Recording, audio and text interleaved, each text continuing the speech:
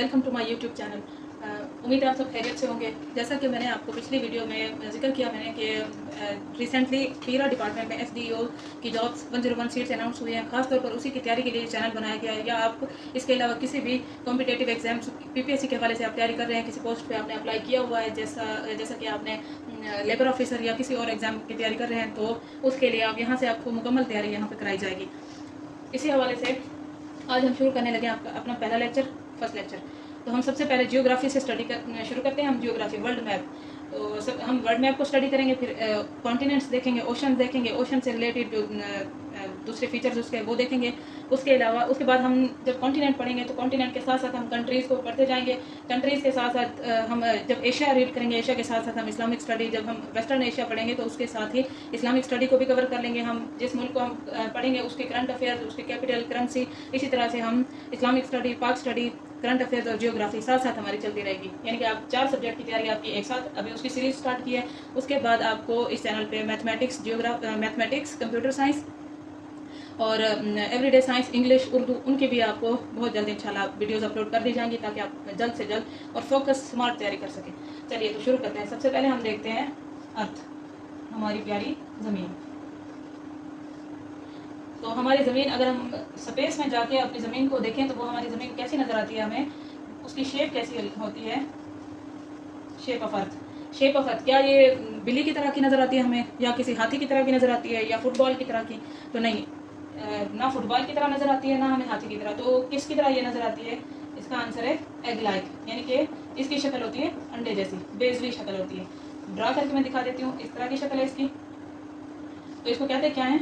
Egg like. इसका कोई ना कोई नाम भी है। एग लाइक तो हम नहीं आंसर कर सकते, तो इसका नाम क्या है? इसका नाम है इलिप्टिकल, यानी अर्थ की शेप क्या है? इलिप्टिकल है। अब यहाँ से आपके सारे MCQs क्लियर होते जाएंगे। जो भी PPSC में बार बार MCQs पूछे जाते हैं वो आपके यहाँ क्लियर होते जाएंगे। तो आपका एक MCQ यहाँ से क्लियर हो गया कि शेप ऑफ अर्थ क्या है? एग लाइक, यानी इलिप्टिकल है। चले, तो अब एक और चीज़, ये मैंने क्या ड्रा किया, ये एक लाइन है, लाइन जो अर्थ के दरमियान में से एक लाइन ड्रा की। अब इसने अर्थ को क्या किया? 2 हिस्सों में डिवाइड कर दिया। ऊपर वाले हिस्से को हम क्या कहते हैं? नॉर्दर्न हेमिस्फीयर,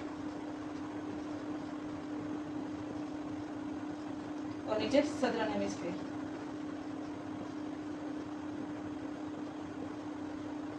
ये तो हो गया, लेकिन ये लाइन क्या है? ये लाइन क्यों बनाई गई है? ये लाइन असल में इस लाइन को क्या कहते हैं? इक्वेटर। इस लाइन को कहते हैं इक्वेटर। और ये ज़मीन पे कहीं पे भी लाइन मौजूद नहीं है, सिर्फ और सिर्फ मैप पे इसलिए बनाई गई है ताकि हम सनलाइट पाथ को देख सकें। ये असल में क्या चीज़ है? सनलाइट पाथ, यानी कि सूरज यहीं से गुजरता है, ये सूरज का रास्ता है।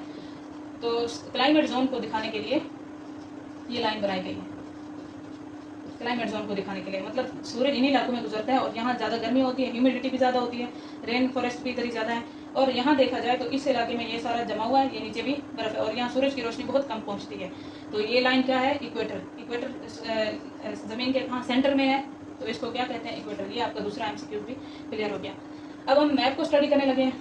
मैप पढ़ते हैं। मैप पढ़ने से पहले हमने अर्थ को बाहर से तो देख लिया, स्पेस से कि इसकी शक्ल कैसी है। अब हम अर्थ का टूर करते हैं इसे। अब हम देखते हैं अंदर से, ज़मीन के अंदर क्या क्या है वो हम देखते हैं, फिर हम वर्ल्ड मैप की तरफ आ रहे हैं। अब जब हमने ज़मीन को अंदर की तरफ उसका टूर किया तो हमें 2 चीज़ें ज़मीन पे नज़र आई। या तो यहाँ पे लैंड है, यानी खुश्की है, या यहाँ पे पानी है, वाटर, साल्टी वाटर। पानी भी कैसा? Salty water. अब सवाल ये है कि कितना पानी है यहाँ पे और कितने फीसद ज़मीन है। तो आप देखें तो यहाँ पे 30%, राउंड अबाउट 30%, कहीं पे MCQs में 29 भी आ जाता है, कहीं पे 30 भी। और साल्टी वाटर कितना है यहाँ पे? 70%।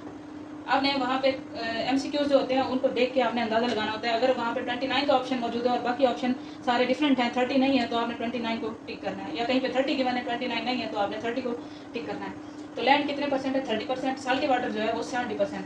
पानी क्योंकि ज़्यादा है, इसी वजह से अर्थ को ब्लू प्लेनेट भी कहा गया है। इसका दूसरा नाम क्या है? Blue planet. अगर पूछा जाए ब्लू प्लेनेट किसको कहते हैं, तो ये कौन सा है? अर्थ है। किस वजह से? क्योंकि यहाँ पे ज़्यादा पानी मौजूद है, 70% इसमें पानी है। आप यूँ समझ लीजिए कि अगर अर्थ को हम एक पिज़्ज़ा कंसीडर करें, हम समझें कि एक पिज़्ज़ा है, तो उसके जो 7 स्लाइसेस हैं वो कितना है? वो वाटर है, और जो उसके 3 स्लाइसेस हैं वो लैंड है। अच्छा जी, इसलिए ये लैंड की जो खूबसूरती है, जो ब्यूटी क्रीम है, आप यूँ समझ लें वो क्या है? पानी है, साल्टी वाटर, यानी ओशंस है।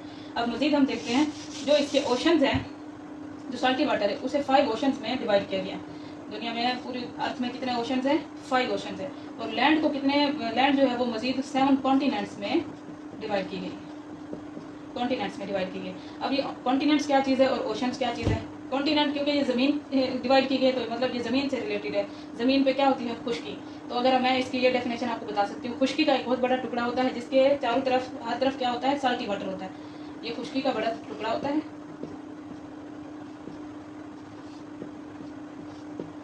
खुश्की का बहुत बड़ा टुकड़ा जो किससे घिरा हुआ है? साल्टी वाटर से। इसी तरह से ओशंस की बात करूं तो ये किसका? ये साल्टी वाटर का बहुत बड़ा टुकड़ा होता है जो किससे घिरा होता है? ये इसके इर्द गिर्द क्या होती है? खुश्की होती है। तो 5 ओशंस हैं और 7 कॉन्टिनेंट्स हैं। हम 1 बाय 1 ओशंस को लिख लेते हैं और कॉन्टिनेंट्स को भी, फिर हम मैप पे उनको देखेंगे, स्टडी करेंगे। दुनिया में 5 ओशंस हैं। सबसे पहला पैसिफिक ओशन, फिर Atlantic ocean, third Indian ocean, फिर सदर्न ओशन, फिफ्थ है आर्कटिक ओशन।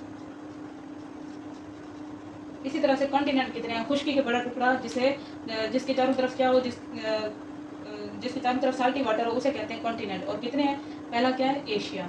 7 कॉन्टिनेंट्स है। फर्स्ट एशिया, फिर अफ्रीका, फिर नॉर्थ अमेरिका, साउथ अमेरिका,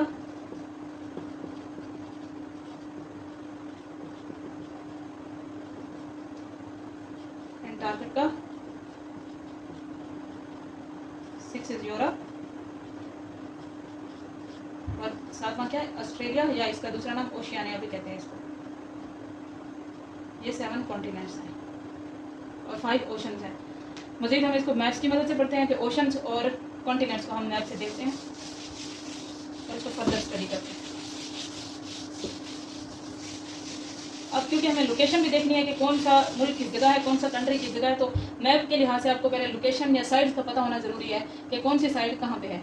तो अगर किसी की लोकेशन देखनी हो, कोई कॉन्टिनेंट फर्ज करें यहाँ पर है, तो हमें अगर देखना हो कि इस कॉन्टिनेंट के नॉर्थ में क्या है, तो हमने यहाँ देखना होगा कि इधर क्या चीज़ है। तो ये जो ऊपर वाली साइड है ये क्या कहलाएगी? नॉर्थ, ये साउथ है, ये ईस्ट है और ये वेस्ट है। इसी लिहाज से हम लोकेशन को भी साथ में देखेंगे और हम कॉन्टिनेंट और ओशंस को सबसे इसके बाद पढ़ेंगे। तो यहाँ से शुरू करते हैं। हम जिस कॉन्टिनेंट में रहते हैं वो कौन सा है? एशिया। यहाँ सबसे पहले हम देखते हैं ये कॉन्टिनेंट है एशिया। एशिया के साथ ही इधर अफ्रीका, पहला कॉन्टिनेंट कौन सा है? एशिया। फिर ये अफ्रीका, यहाँ इसके साथ ही है यूरोप। ये 3 कॉन्टिनेंट हो गए। यहाँ इधर ठहरा हुआ है नॉर्थ अमेरिका, ये साउथ अमेरिका, इधर एंटार्क्टिका, ये ऑस्ट्रेलिया, ये सबसे छोटा ओशन, ओशियानिया भी कहते हैं इसको, या इसको ऑस्ट्रेलिया, इसके 2 नाम है। ये सबसे छोटा कॉन्टिनेंट है। अगर मैं इस कॉन्टिनेंट्स को एरिया वाइज बताऊं कि कौन सा बड़ा है, यहाँ से आपको नजर भी आ रहा है एशिया सबसे बड़ा है। और वैसे मैं आपको अगर शॉर्ट ट्रिक है इसकी आप याद रख लें, आंसा ई ए, आप ऐसे याद रख लें। ए से एशिया, ए से अफ्रीका, ये एरिया वाइज है। एरिया वाइज कौन लार्जेस्ट है? N north America, S south America, A Antarctica, E Europe और ए ऑस्ट्रेलिया या ओशियानिया। और अगर एग्जाम में इसके एरियाज पूछे जाएं तो आपने इसके एरियाज याद रख लेने। इसका है, एशिया का एरिया है 44 मिलियन स्क्वायर किलोमीटर और अफ्रीका का 30 मिलियन स्क्वायर किलोमीटर। इसी तरह से नॉर्थ अमेरिका का भी 30 million square kilometre. South America का 24 मिलियन स्क्वायर किलोमीटर।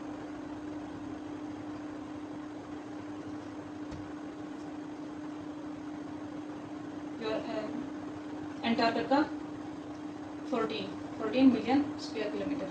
इसी तरह से यूरोप 10 मिलियन स्क्वायर किलोमीटर और लास्ट ऑस्ट्रेलिया या ओशियानिया, ये सबसे छोटा है और इसका एरिया है 9 million square kilometre.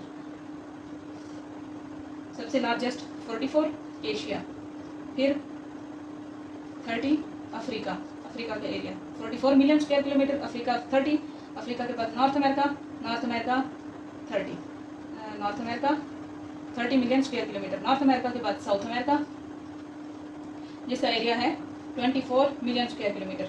South America के बाद कौन सा कॉन्टिनेंट है? एंटार्कटिका, जिसका एरिया कितना है? 14। फिर है यूरोप, यूरोप का एरिया है 10 million square kilometre. Last one Australia या ओशियानिया, जिसका एरिया है 9 मिलियन स्क्वायर किलोमीटर।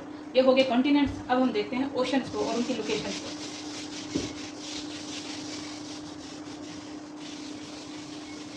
अब यहाँ आपके बहुत सारे एमसीक्यूज क्लियर हो रहे हैं। एरिया वाइज अगर पूछें कौन सा कॉन्टिनेंट बड़ा है कौन सा छोटा है, इसी तरह से आपने वो शॉर्ट ट्रिक याद रख लेनी है। उसके अलावा आपसे क्वेश्चन कर सकता है कि आप ऑस्ट्रेलिया का एरिया बताओ, ये या फिर आपसे क्वेश्चन किया जा सकता है आप नॉर्थ अमेरिका का एरिया बताओ, तो आपने सबके एरियाज को याद रख लेना है। अब हम पढ़ते हैं ओशंस को। ओशंस मैंने बताया 5 ओशंस हैं। सबसे बड़ा कौन सा है? Pacific ocean. ये जो आपको डॉट लाइन यहाँ से डॉट्स की मदद से दिखाया गया है, ये पैसिफिक ओशन है और इधर भी ये पैसिफिक ओशन है। ये दो साइड कैसे है?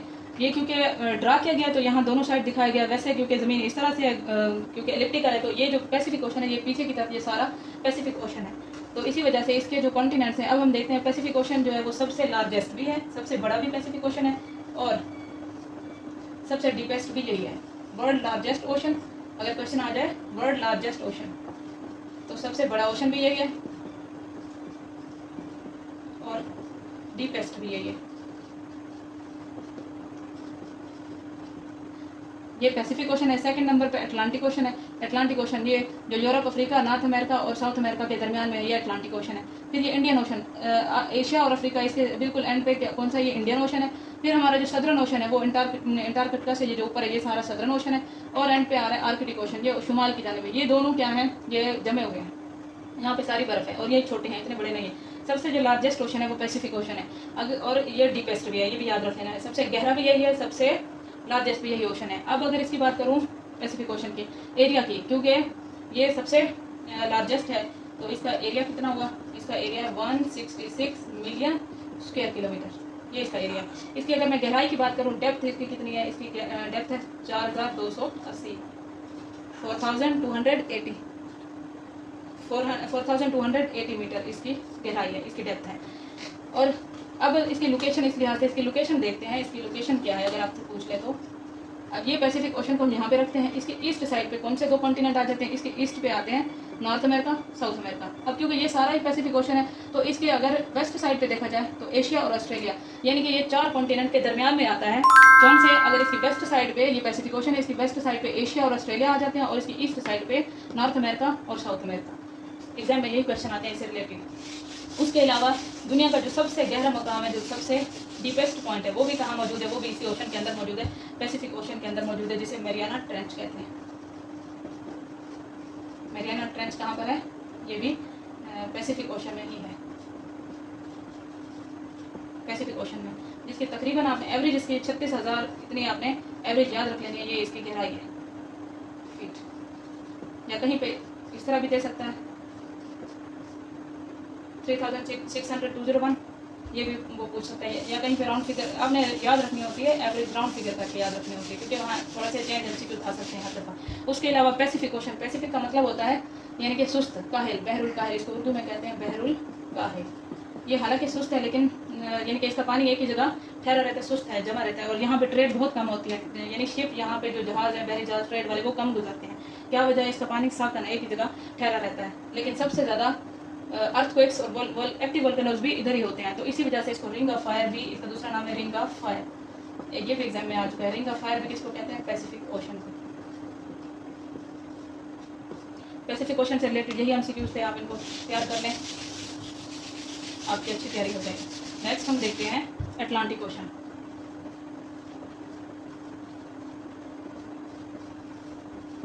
ये सेकंड लार्जेस्ट है, सेकंड लार्जेस्ट ओशन है। इसकी मैं डेप्थ की बात करूं, एरिया कितना है इसका? इसका एरिया 82 मिलियन स्क्वायर किलोमीटर। कहीं पे 85 भी आता है, कहीं पे 82 भी। ये डिफरेंट क्योंकि कुछ रिसोर्सेज के मुताबिक कहीं पे वो बाउंड्रीज को इंक्लूड कर देते हैं, कहीं पे नहीं। तो आपने ये एवरेज इसकी याद रखनी है, 82-85 के दरमियान में इसका एरिया है अटलांटिक ओशन का। और इसकी अगर मैं डेप्थ की बात करूँ, गहराई कितनी है, तो इसकी गहराई 3646 मीटर इसकी गहराई है, डेप्थ। अब इसकी लोकेशन देख लेते हैं कि ये कहाँ पर मौजूद है।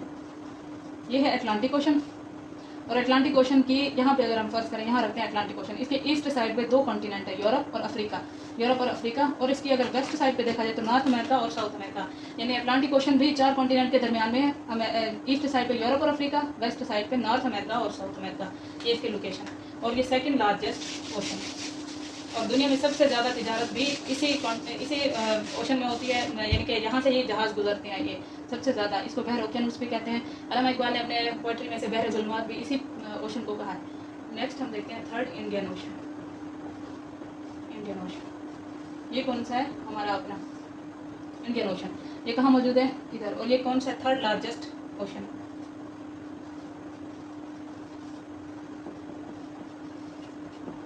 इसका एरिया कितना है? इसका एरिया तकरीबन 70 मिलियन स्क्वायर किलोमीटर। और इसकी मैं डेप्थ की बात करूँ, इसकी गहराई कितनी है? इसकी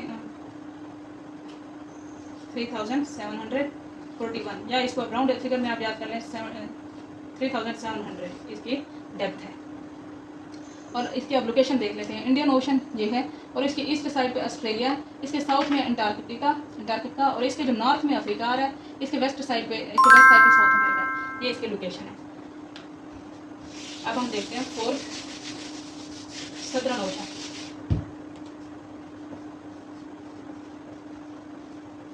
या इसका दूसरा नाम है एंटार्क्टिक ओशन। ये क्योंकि इसके साथ ही है तो ये इतना बड़ा नहीं है, ये छोटा है। ये फोर्थ लार्जेस्ट है, चौथे नंबर पे फोर्थ लार्जेस्ट ओशन। इसका एरिया देखा जाए तो इसका एरिया 22 मिलियन स्क्वायर किलोमीटर। कहीं पे 20 ऑप्शन आता है, कहीं पे 22, तो राउंड फिगर में आप याद रख लें। इसका एरिया कितना है? 22 या 20 इसका एरिया है। और इसकी डेप्थ की बात करें, इसकी डेप्थ है 3200 मीटर इसकी डेप्थ है। और ये कहाँ मौजूद है? ये सदर्न ओशन। ये क्योंकये बर्फ़ से ये जमा हुआ है, इसी वजह से बहरे मंजुमद जनूबी भी कहते हैं। मंजुमद मतलब जमा हुआ, इसमें सारी बर्फ़ है।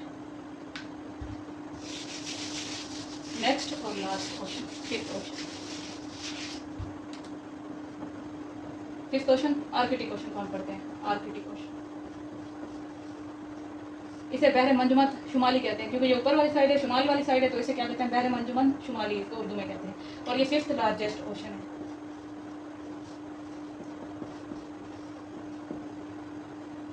इसका एरिया कितना है? इसका एरिया 15 मिलियन स्क्वायर किलोमीटर। और इसकी डेप्थ की बात करें, डेप्थ ये गहरा कितना है? तो 1200 मीटर इसकी गहराई है। और लोकेशन ये बिल्कुल ही नॉर्थ साइड पे है, जमा हुआ है। नॉर्थन हेमिस्फीयर में बिल्कुल ऊपर की तरफ है, ये इसकी लोकेशन है। और ये छोटा है, बर्फ़ से जमा हुआ है यहाँ पे, क्योंकि सूरज की रोशनी नहीं पहुँचती, इस वजह से ये सारा बर्फ़ है यहाँ पे। नेक्स्ट हम देखते हैं अब ओशन। ओशन को याद रखने का, आप कैसे याद करें कि कौन सा ओशन पहले है, बड़ा है, और कौन सा उसके बाद है। तो इसको याद रखने की एक शॉर्ट ट्रिक है, आप याद रख लें PAISA, पैसा। पैसा से आप याद रखें। P Pacific ocean, A Atlantic ocean, I Indian ocean, S southern ocean, A last one Arctic ocean. Southern ocean को इसका दूसरा नाम एंटार्क्टिक ओशन भी है। पैसा, जैसे हमारी लाइफ में भी पैसा ज़रूरी है, इसी तरह से ज़मीन के लिए भी पैसा यानी कि ओशन बहुत ज़रूरी है। इसी तरह पैसे के बगैर कोई काम नहीं होता। नेक्स्ट हम देखते हैं, अब क्योंकि हम ओशन पढ़ रहे हैं, इसी तरह से ओशन से रिलेटेड कुछ डिफरेंट फीचर्स हम देखते हैं। वो क्या चीज़ है? Different features associated with ocean या सीज कहलाए, समुद्रों से रिलेटेड। फर्स्ट टर्म है पेनिनसुला, क्योंकि आगे यहाँ पे यूज़ होनी है ये सारी टर्म्स, तो इनकी डेफिनेशंस पहले पता होनी चाहिए। पेनिनसुला क्या होता है? पेनिनसुला कहते हैं जजीरा नुमा को, मतलब उर्दू में अगर इसकी उर्दू बनाई जाए, इसको उर्दू में कहते हैं जजीरा नुमा, यानी कि जजीरे जैसा है, थोड़ा जजीरे से मिलता जुलता। तो इसको हम कैसे कहेंगे? ये अ लैंड, इसकी अगर मैं डेफिनेशन पढ़ूँ तो a land which is surrounded by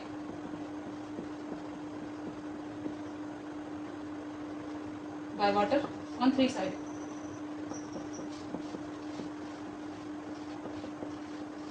इसे क्या कहते हैं? पेनिनसुला, यानी कि ये खुश्की का टुकड़ा होता है, ये खुश्की का टुकड़ा, ये पेनिनसुला है, जिसके 3 साइड क्या होगा? वाटर होगा, और एक साइड क्या होगी? खुश्की। तो इसको कहते हैं पेनिनसुला।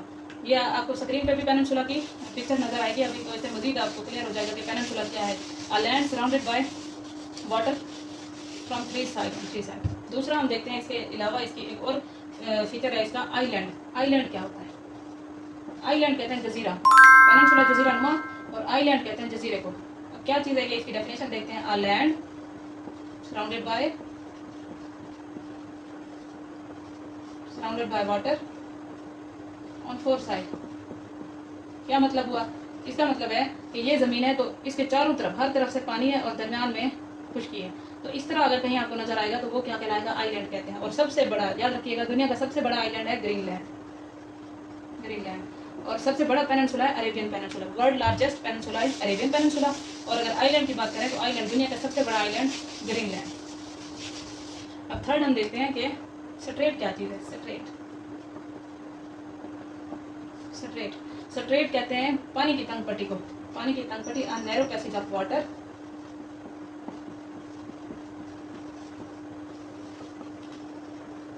पानी की तंग पट्टी जो दो ओशंस को मिलाती है और दो खुशकी के टुकड़ों को अलग कर देती है। ये पानी की तंग पट्टी है। इस तरह से इधर भी ओशन है, ये भी ओशन है, इधर खुशकी है, इधर भी खुशकी है। Narrow passage of water which links to water bodies या टू ओशंस या टू सीज कह लें, और जो कि सेपरेट करती है, अलग करती है दो खुशकी के टुकड़ों को भी। स्ट्रेट की भी पिक्चर शो की जाएगी, स्क्रीन पे आपको नजर आएगी, तो आपको मजीद इससे क्लियर हो जाएगा कि स्ट्रेट क्या है। स्ट्रेट ऑफ जिब्राल्टर, ये इसकी एग्जांपल है। और भी हम यहाँ पे जब हम मैप को स्टडी करेंगे तो मजीद हम देखते जाएंगे। अब नेक्स्ट टर्म है इस्थमस। क्या चीज़ है इस्थमस? जैसे हमने स्ट्रेट पढ़ा, इसी तरह से वो पानी की तंग पट्टी है, ये लैंड की तंग पट्टी होती है, जमीन की तंग पट्टी होती है। A narrow passage of land. अब ये पानी की, ये जमीन की तंग पट्टी है जो दो जमीन के टुकड़ों को आपस में मिलाती है। ये भी खुशकी, ये भी लैंड है, और ये जमीन की तंग पट्टी है। दो साइड से क्या होगा, इधर से भी वाटर होगा सी, इधर से भी सी या ओशन होंगे, दो ओशंस को अलग करती है और दो खुशकी के टुकड़ों को आपस में मिला देती है। तो इसको कहते हैं इस्थमस। जैसे इसकी मिसाल है पानामा इस्थमस। तो ये क्या, इस साइड पे भी खुशकी है, कॉन्टिनेंट है, इधर भी कॉन्टिनेंट है, दरमियान में ये पतली सी तंग पट्टी होती है जिससे दो ओशन अलग हो जाते हैं और दो खुशकी के टुकड़ों को आपस में मिला देती है। इसे कहते हैं इस्थमस। अब हम देखते हैं गुल्फ और बे। गुल्फ क्या चीज़ है और बे। नेक्स्ट गुल्फ, ये अब ओशन या हम कह लें ओशन या सी का एक बड़ा सा टुकड़ा होता है जो कि खुशकी के अंदरूनी इलाकों, जैसे कि कॉन्टिनेंट के अंदरूनी इलाकों की तरफ फैल जाता है। अगर यहाँ से दिखाया जाए तो ये ओशन है और यहाँ से कॉन्टिनेंट है, ये भी कॉन्टिनेंट है। ये ओशन यहाँ तक आया हुआ, ये कॉन्टिनेंट के अंदरूनी इलाकों तक फैल गया, तो इसको क्या कहते हैं? इसको गुल्फ कहते हैं। और सबसे लार्जेस्ट गुल्फ याद रखेंगे, gulf of Mexico, world largest gulf of Mexico. Next हम देखते हैं बे। बे क्या चीज़ है? बे की डेफिनेशन भी बिल्कुल ऐसे ही है जैसे गुल्फ है ये, लेकिन थोड़ी गुल्फ से बड़ी होती है। सेम समंदर का एक टुकड़ा होता है, समंदर का वो जो मैदानी इलाकों में जैसे कॉन्टिनेंट्स के अंदरूनी इलाकों की तरफ आ जाता है, तो उसे क्या कहते हैं? बे। ये बे भी सेम डेफिनेशन है लेकिन थोड़ी सी ये गुल्फ से बड़ी होती है। और वर्ल्ड लार्जेस्ट बे कौन सी है? याद रखना, बे ऑफ बंगाल, ये वर्ल्ड लार्जेस्ट है। अब आपको आज का लेक्चर यहीं पे एंड होता है। मजीद इसके 20 MCQs आपके साथ शेयर किए जाएंगे इसके बाद, तो वहाँ से अब आप देख के आपको अंदाज़ा हो सकता है कि आपको लेक्चर कितना समझ आया। वो आप खुद ही सॉल्व कीजिएगा, आपके लिए एक क्विज की तरह। MCQs भी यहाँ पे शेयर किए जाएंगे इसी टॉपिक से रिलेटेड। कल हम पढ़ेंगे एशिया हम कवर पूरा नहीं कर सकेंगे क्योंकि एशिया बहुत बड़ा है, तो एशिया का एक हिस्सा हम उसे रीजन वाइज कवर करेंगे। तो उसका एक हिस्सा जो इधर वेस्टर्न, ये वाली साइड है, ये वेस्ट साइड है, इधर हम कवर करेंगे क्योंकि ये सारे इस्लामी ममालिक हैं। तो अरेबियन पेनिनसुला, जैसे आज हमने पढ़ा वर्ल्ड लार्जेस्ट पेनिनसुला है अरेबियन पेनिनसुला, उसको पढ़ेंगे। लिवांट रीजन को, और उसके साथ साथ क्योंकि ये सारे इस्लामी ममालिक इधर ही हैं और हम यहाँ पे इस्लामिक स्टडी को भी साथ साथ ही कवर करते जाएंगे। जिस इलाके में जो नबी आए हम उनको भी साथ साथ पढ़ेंगे, और हर मुल्क का हम करंट प्रेसिडेंट, प्राइम मिनिस्टर, उसको पढ़ेंगे, और उसके जो मौजूदा हालात हैं उनको भी साथ साथ रीड करते जाएंगे। चलिए, तो मिलते हैं।